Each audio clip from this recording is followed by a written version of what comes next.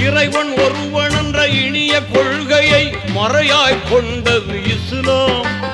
இறைவன் ஒருவன் என்ற இனிய கொள்கையை மறையாய் கொண்டது இஸ்லாம். முறையாய் மனிதர்களை ஓர்குலமாக்கிட நெறியாய் திகழ்வது இஸ்லாம்.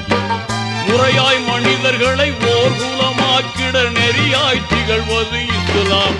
தீனோரே கேளுங்கள், திருமறை வழி வாருங்கள். தீனோரே கேளுங்கள்,